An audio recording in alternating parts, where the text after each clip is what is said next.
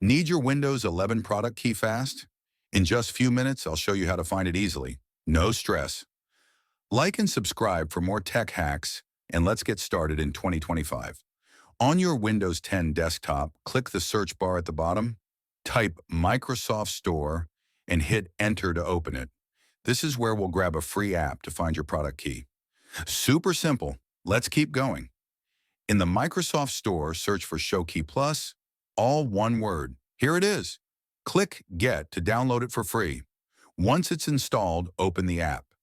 This little tool will reveal your Windows 10 product key in seconds. Let's check it out. In ShowKey Plus, go to the Home tab. Scroll down to Installed Key. There's your Windows 10 product key.